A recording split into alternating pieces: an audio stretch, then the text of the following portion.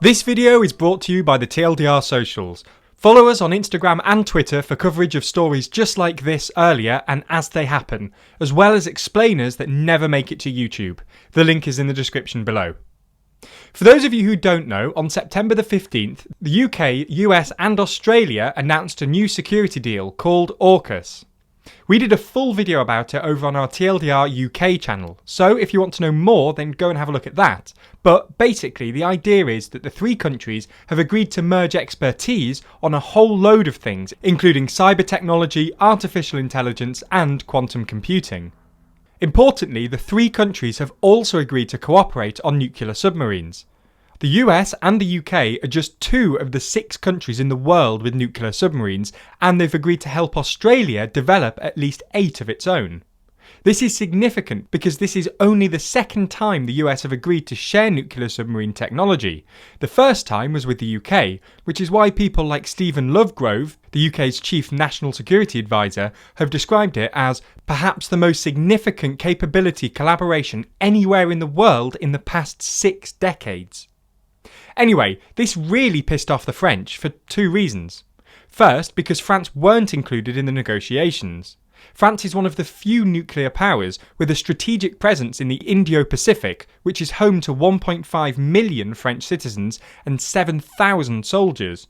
And they actually sent a nuclear submarine to the Indo-Pacific in 2020, the first time in 2 decades, so it was a bit weird that they were left out. Second, because Australia cancelled a €56 billion contract it had with French company Naval Group to build a whole load of conventional diesel-electric submarines. The French contract was agreed back in 2016, but was hit with delays and arguments over Naval Group's reluctance to use domestic Australian contractors. Diesel-electric submarines can't travel as far as nuclear ones, which means they're not as useful when it comes to security in the Indo-Pacific, given the huge distances involved, which is why Australia decided to scrap its French subs in favour of the new AUKUS ones. Nonetheless, the French apparently had no idea that their contract was about to be cancelled, or AUKUS for that matter, so were understandably furious when everything kicked off. The French foreign minister described it as a stab in the back, and France withdrew its ambassadors to both the US and Australia, apparently only leaving their ambassador to the UK in place because they considered the UK a fifth wheel to the deal. Macron has since returned the French ambassador to the US after Joe Biden admitted to Macron that it would have been better to consult France and the EU in advance, but only after making a serious fuss about it. Anyway, this has been widely perceived as a humiliation for Macron. He was snubbed by some of his closest historical allies in what might be the most important strategic partnership this century, all in a region in which France has a geostrategic presence. While this is all true, and it's definitely not what Macron wanted, there is definitely a silver lining for him. For the last 2 years or so, Macron has been talking about European strategic autonomy. Basically, Macron wants Europe to have its own strategic direction, and not just follow whatever its allies, usually the US and NATO, decide to do.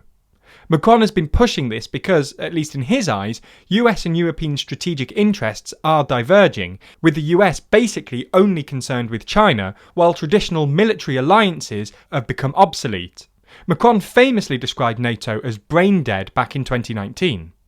Unfortunately for Macron, however, the idea of European strategic autonomy has struggled to really get off the ground because different European states don't agree on foreign policy. For example, Central European states like Ukraine and Poland aren't at all keen on Russia, while France and Germany want to keep Putin on friendly terms. Germany and Italy are happy to trade with China. Germany is currently pushing for an EU-China trade deal, and Italy recently signed up for China's Belt and Road Initiative, whereas other EU states like Lithuania and Poland want to cut China off completely. Lithuania, for example, recently refused Chinese investment for a deep water port at Klaipėda, while Poland wants to restrict all Chinese investment into the EU. They've also got different priorities. Central European states are mostly focused on Russia, southern states are focused on Turkey and immigration problems, and France is particularly focused on fighting jihadism in North Africa. Now, this isn't in itself a problem. Countries always have their own strategic interests. It doesn't mean they can't agree. But because the EU is more of an economic grouping than a military or strategic one, there's no mechanism for coordinating foreign policy across EU member states. Essentially, foreign policy is up to individual member states to decide, which has made it harder for Macron to achieve his ambition of European strategic autonomy, because Europe needs to actually agree on a strategy before it can have autonomy. AUKUS, however, might actually help Macron here. AUKUS doesn't include the EU, was conducted without any EU consultation, and was announced without anyone warning the EU. All this supports Macron's argument that the EU can no longer rely on traditional alliances like the US or the UK because, well, they're just not reliable, at least if AUKUS is anything to go by. If EU member states aren't going to be included in these new strategic alliances, well, it obviously needs its own strategy.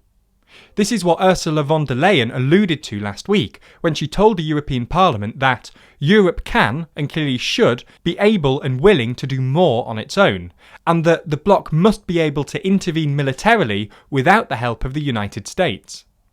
Also on Macron's side is Frontex.